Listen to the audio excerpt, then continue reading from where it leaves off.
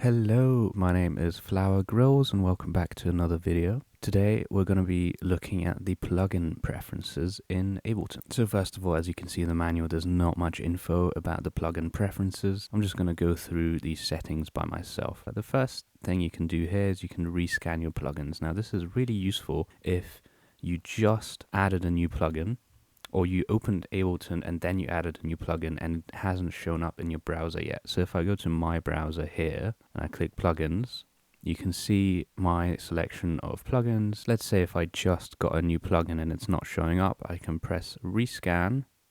You can see the little loading tab there, and you can also see down here that it says scanning plugins, and then quite often it will show up after that. So it's a very useful tool right there. And as you can see in the info view down there, it says click with Option held down to rescan the entire plugin folder.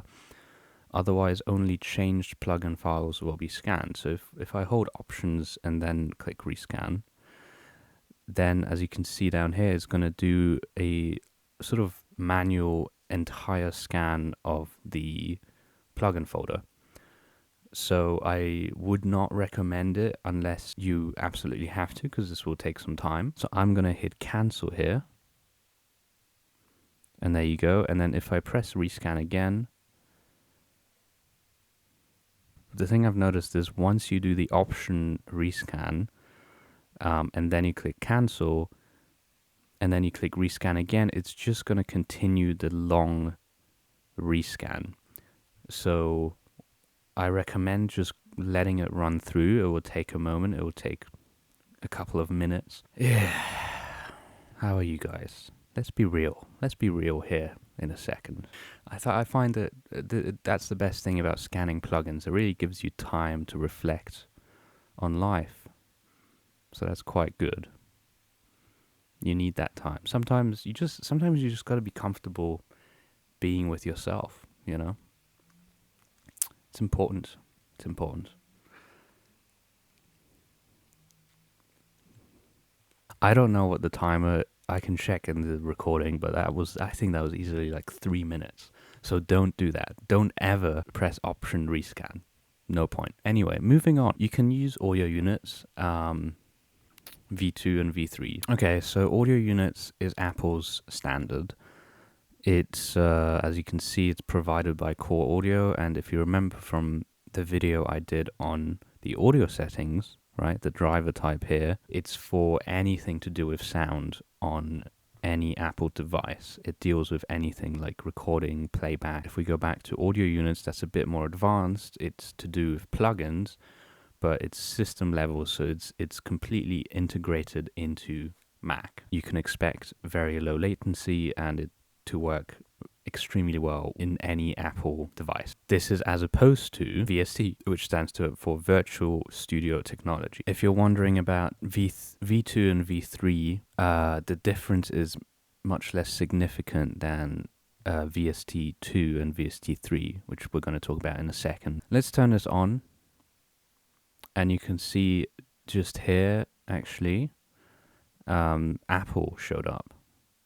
So if I click here, I have access to all of the Apple plugins, and I can just drag that here, and then, yeah, as you can see, it looks very Apple. Turn on audio units V3. For me, nothing shows up. There's no V3 audio units available for Ableton that are compatible with Ableton, but yeah, if I keep the V2 on, then I have all of these. But anyway, I don't use these, and to keep my plugin folder a bit cleaner, I turn these off. So then we have the most important settings here, and some which if you produce a lot, you will deal with all the time. Use VST2 plugin system folders and use VST2 plugin custom folders.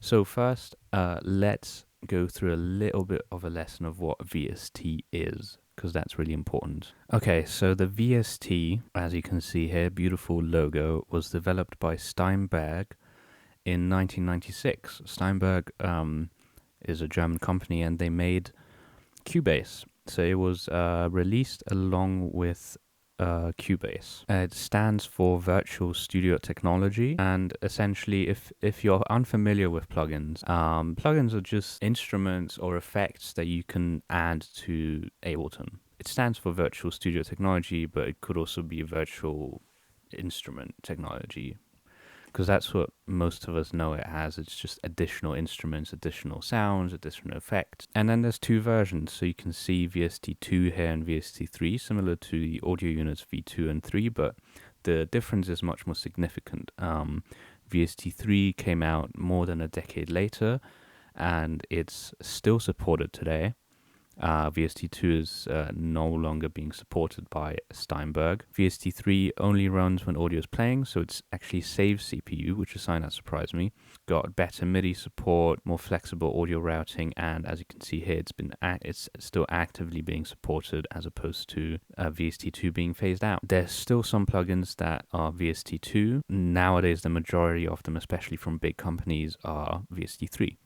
Anyway, I have them both turned on, but I don't use the in-system folders. Now, as you can see in the info view down there, it says they're usually installed on macOS, right? Bear in mind, they're usually installed in one of two directories: library, then audio, then plugins, then VST, or user, library, audio, plugins, VST. So it's pretty simple to find. Let me show you. So I'm in my Finder application here, and then I go to Macintosh HD, library, audio, plugins, and then you can see them here, VST, VST3. I still have some of them here. I tend to usually delete them as, yeah, this one's empty. And I can actually delete them, so I'm going to. Now, the reason that's not going to affect Ableton is because I have that folder turned off.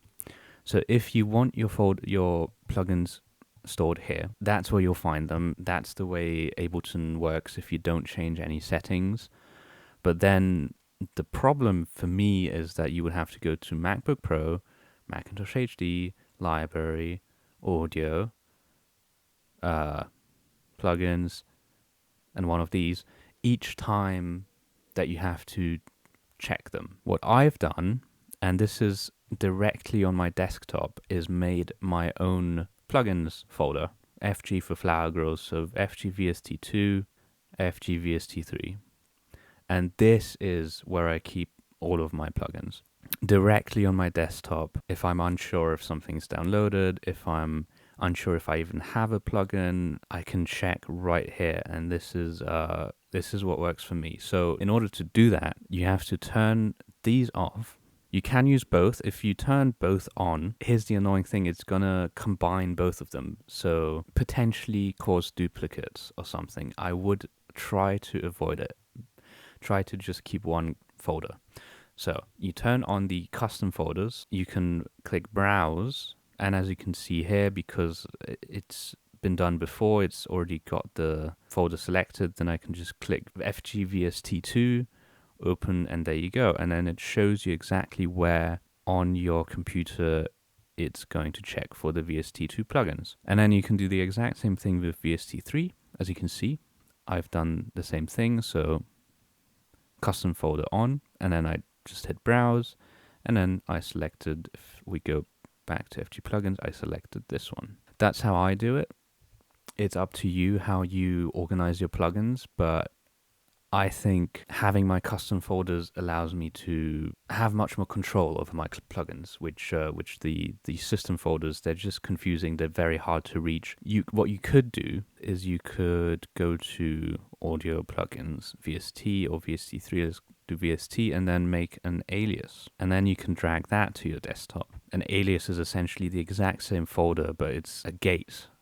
So you don't have to dig through folders. You can just click directly on this folder on your desktop. It will take you here, and then anything you do here is going to be mirroring what's going on here. And lastly, we have plugin windows. So once you have some plugins installed, then you can click multiple plugin windows. I'm going to show you the difference. So I'm going to turn it off first. So you can see here, got some plugins on each track, and then multiple plugin windows is off. So because we've got multiple plugin windows off, if I open this one and then I open this one, the Pro Q3, it's going to switch to that one. But if we now turn on multiple plugin windows, we can have both open. And if we're editing something, this might be quite useful actually. Press auto hide plugin windows. We open all of these, right? And this is this is us editing this first MIDI track, and then we go to the second, and it hides it. And let's say we edit this second MIDI track, and then we can just switch between these, and it's quite handy, I would say. Now you can also auto open plugin windows. So let's see what that does. Instead of dragging this in and then having to press this button, it saves you that extra step, and you can just drag it in and it's already open. Say you can have multiple instances of the same plugin. I mean, we can go crazy here, you know, and literally have, I mean, the entire window filled with FabFilter Pro G for some reason. And now it looks like you've got a virus when you're just rich with plugins. So yeah, there's these options. I like all of them. Potentially this first one can get messy, so watch out for that one. But yeah, that's the plugin settings in Ableton. So that's it for this video. I'll see you in the next one, and take care.